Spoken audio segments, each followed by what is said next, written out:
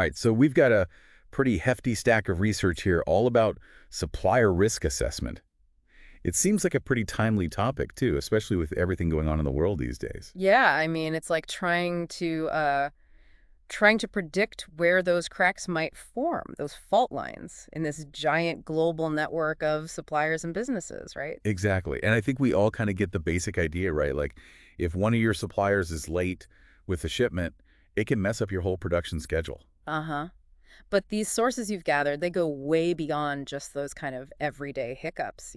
Yeah, that's what I found so interesting. You're talking geopolitical instability, cybersecurity threats, even like reputational risks that you might end up inheriting from something your supplier It's does. like a ripple effect, right? Exactly, like a ripple That's effect. big. One little tremor somewhere in that supply chain can create huge waves that impact, well, everything, really. Production, your brand image, the whole nine yards. So it's bigger than just avoiding a few headaches. Oh, absolutely. It's about making sure your business is built on, like, solid ground. Mm-hmm. And I noticed in your research there are some pretty impressive examples of how big companies are handling this. Yeah, some really interesting case studies in there. I mean, take Coca-Cola, for example. Yeah, what are they doing? They're not just, checking if a supplier can deliver bottles on time. They're using some pretty high-level stuff. Hmm. Credit research, AI tools, all to keep an eye on their supplier's financial health around the clock. So it's like a constant monitoring system. Yeah, like a financial EKG running 24/7 to catch any little warning signs before they become big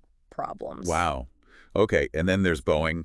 They're obviously not messing around either, are they? No, definitely not. They have these teams that actually go out and visit their suppliers' factories, actually go through their processes in person, like with a fine-tooth comb. And it's not just a quick visit, is it?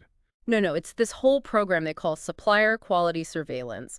They pore over documents, review quality control procedures. It's all about making absolutely sure that every single part meets their incredibly high standards. I mean, they're building airplanes. Can't really cut corners there. Makes sense. And then there's IKEA. They're obviously super focused on sustainability, so I'm guessing that plays a big role in how they assess their suppliers. You bet. Ethical and environmental practices are front and center for them. So what does that look like in practice? They do these really in-depth audits of their suppliers, making sure they're meeting all these strict standards. Standards for? For things like labor practices, waste management, environmental impact, the whole picture. Yeah. And it really fits with their brand image and values. Yeah, it makes sense. Okay, so these are all big companies, global players. Right. But why should, our listener, who maybe isn't running a giant corporation, why should they care about all of this? Well, think about it this way. I was reading this study by Inspectorio that found that 40% of supply chain professionals, they actually said that supply chain resilience is their #1 priority right now. Oh, wow. And it makes sense, right? I mean, any kind of disruption can cause huge delays, cost overruns. It can even damage your reputation. Yeah, that's a big deal. And this is making me realize that it's more complex than I initially thought. Yeah, for sure. It's not just about, going through a checklist. It really takes judgment and expertise to navigate all these potential risks. You really have to understand the whole landscape. Okay, so let's break it down a bit. What kind of risks are we talking about here specifically? All right, so let's start with what they call strategic risk. This is all about making sure your supplier's goals align with yours. Right, because I guess even if a supplier seems reliable, Yeah. if their priorities change, Yeah. that could be a big problem down the line. Exactly. Like, imagine your key supplier suddenly decides to focus on a completely different market. They might not be as invested in meeting your needs anymore. And then there's what's called operational risk. What's that? Well, that's all about the supplier's internal processes. Maybe their quality control slips, or they just can't keep up with your growing demand. And those little inefficiencies, they can really snowball into major disruptions for you. And of course, we've got to talk about business continuity risk. Oh, yeah, especially after everything that's happened in the past few years with the pandemic and all the global disruptions. Like what happens if a fire shuts down your supplier's factory? Exactly. Or a natural disaster, or some kind of political upheaval. If you haven't planned for those kinds of things, you could be in serious trouble. That's a domino effect, isn't it? Yeah, it really is. One supplier goes down, and it can throw your entire operation off balance. And I'm guessing compliance risk is a part of this too, right? Absolutely. If a supplier isn't following the law, whether it's labor laws and environmental regulations, whatever, it can put you at risk too. Right, because you don't want to be associated with the supplier who's doing something unethical Oh. or illegal. Exactly. It can really hurt your reputation. And in today's world, I bet cybersecurity is a huge concern. Oh, absolutely. Yeah. Data breaches, ransomware attacks, these are becoming more and more common. And if your supplier systems are vulnerable, well, that puts your data at risk too. You really have to think about those digital connections as part of the whole risk assessment picture. So we're talking about potential financial hits, legal issues, Mm-hmm. even damage to your brand. And then there's the most obvious one, financial risk. Like, what if a supplier goes bankrupt Yeah, that's a big one. If they're struggling financially, they might cut corners, miss deadlines. or just completely go out of business? Exactly. So assessing their financial stability is absolutely crucial. Okay, so we've covered a lot of ground here. We've talked about the importance of supply chain resilience and all the different types of risks businesses need to consider. It can feel a bit overwhelming. It really can. And I'm already starting to think about my own suppliers and wondering where to even start with all of this. I get it, it's a lot to take in, but don't worry, we're going to break it down into manageable steps and give you the tools to really navigate this complex landscape. Okay, good. Because I definitely need some actionable advice. You got it. That's what we'll focus on next. All right, so I'm ready to move past the feeling overwhelmed stage. Mhm. We've talked about why supplier risk assessment matters and all the different types of risks, but now I need some practical advice. Like, where do I even begin? Well, the good news is you don't have to tackle everything at once. I was looking at this article from Tipalti, and they had a great piece of advice. Don't try to boil the ocean. Okay, I like that. No ocean boiling. So, what's the first step to avoid drowning in all of this? Prioritize, prioritize, prioritize. Instead of trying to assess every single supplier you have right off the bat, start with the ones that are really crucial to your business. The ones that if they went down, you'd be in serious trouble. Yeah, those are the relationships where you really need to make sure things are solid. Exactly. Think about it. If this supplier went down, would my whole business sync with it? Right, makes sense.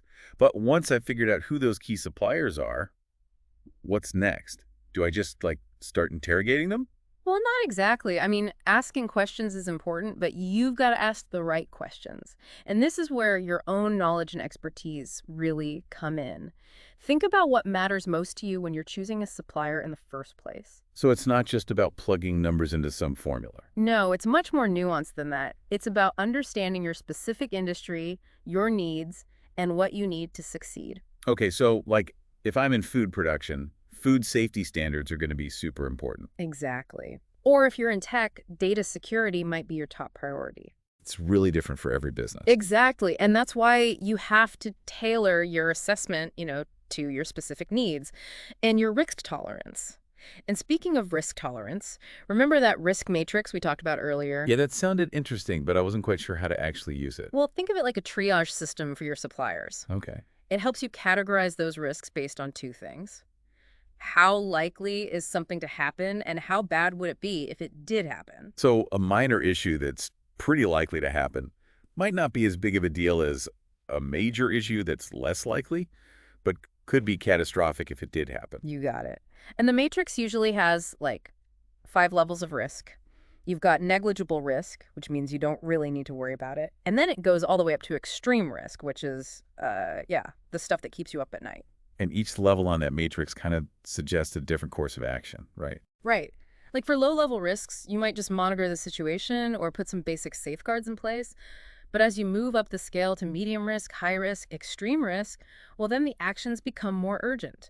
You might need to find backup suppliers or even rethink the relationship entirely. Okay, starting to see how this all fits together. Prioritize suppliers, ask the right questions, use the risk matrix to figure out the level of risk and the best way to handle it. But I'm also thinking back to what you said about those AI platforms and how they're changing the game. How do those fit into this whole practical approach? Yeah, those platforms can be amazing for getting you the data you need. Like imagine you're sourcing coffee beans, right? Hmm. An AI platform could analyze weather patterns in coffee-producing countries, look at political stability, even scan social media to see what people are saying. Uh, And all of that can help you predict potential problems with your supply. wow, so it's like having this incredible depth of information beyond just what the supplier tells you or what you see in a basic financial report. Exactly. And the best part is you don't have to be a data scientist to use these tools. They're getting more and more user-friendly all the time. Okay, this is all making a lot more sense. Yeah. But it would be helpful to have some kind of structured approach to all this.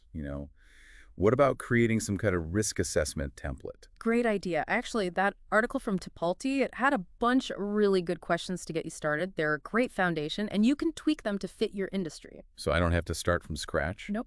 Just use those as a jumping off point. Even a simple spreadsheet can be super helpful for organizing your thoughts, making sure you're not missing anything important. So, to recap, prioritize my suppliers, ask good questions, use the risk matrix, and see if those AI platforms can give me even more insight. And I should be documenting all of this. Absolutely. Having a clear record is important. This is all clicking now. But one thing you mentioned earlier that I wanted to circle back to, black swan events. What are those exactly, and how do they fit into this whole risk assessment thing? So, a black swan event, it's basically something totally unpredictable that has a massive impact, like nobody saw the COVID-19 pandemic coming, but it obviously threw the whole world into chaos. And supply chains were definitely hit hard. Oh, yeah. So it's a good reminder that no matter how much we plan, there will always be things we just can't anticipate. So it's not just about assessing the risks we know about, it's about building in some flexibility, some resilience, so we can handle those curveballs when they come. Exactly. And that's where the real art of supplier risk management comes in, Right. being able to adapt, innovate, and come up with creative solutions when things go sideways. Okay, I'm definitely ready to dive deeper into that. Hmm. What are some strategies for building that kind of resilience, making sure my business is ready for whatever comes next? Mm. So it's like creating this safety net for my business, making sure it can handle those unexpected shocks. But how do I actually build that resilience in? It can't just be about like filling out spreadsheets. Right, right. One of the most powerful things you can do is to really create a culture of risk awareness and, throughout your whole organization. Okay, so it's not enough for just me or my procurement team to be thinking about this. No, no, not at all. Ideally, everyone from the CEO down to, individual employees, they should all understand how those supplier relationships can impact their work and the business as a whole. I see what you mean. Like, if everybody's got their eyes open looking for potential problems, you're much more likely to catch them early on. Exactly. Think about it. Let's say someone in your marketing department is working with a new supplier on a campaign, Okay. and they start noticing some red flags. Missed deadlines, poor communication, that sort of thing. Well, if they understand the whole supplier risk thing, they'll be more likely to, raise those concerns. Yeah, it's like having a whole network of people keeping an eye out instead of just a few. Exactly. And it's not just about spotting problems either. It's about making smarter decisions right from the start. If everyone's thinking about risk, they'll naturally gravitate towards those suppliers who are more reliable, ethical, and financially stable. Right. It becomes part of the company DNA. Exactly. Okay, but how do I actually make that happen? How do I get everyone thinking about this stuff? Well, one really practical thing you can do is make supplier risk assessment a regular part of team meetings, no matter what department it is. Encourage people to share their experiences, both good and bad, with suppliers and brainstorm potential risks. So keep those conversations going. Make sure it's not just one team that's handling it all. Exactly. You can also use storytelling to, make it real for people. Oh, interesting. Share some real-world examples of how supplier issues have affected your company or other businesses in your industry. And it doesn't always have to be a negative story, right? Definitely not.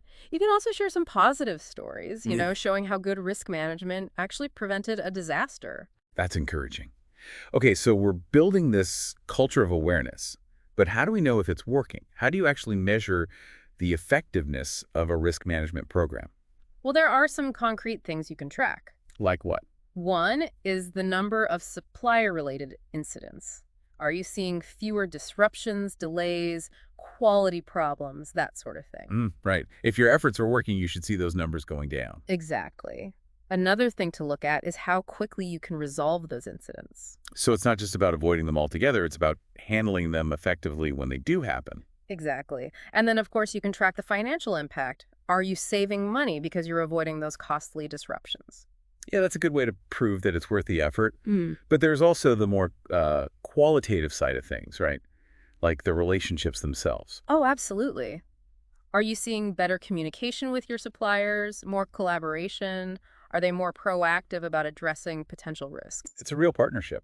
Yeah, exactly. You're working together to create a more stable and resilient supply chain. I'm realizing this is about so much more than just checking boxes. Yeah. It's about building a culture, being smart about your decisions, and building strong relationships. You got it. It's a whole different way of thinking about your business. Well, this has been a fantastic deep dive, I have to say.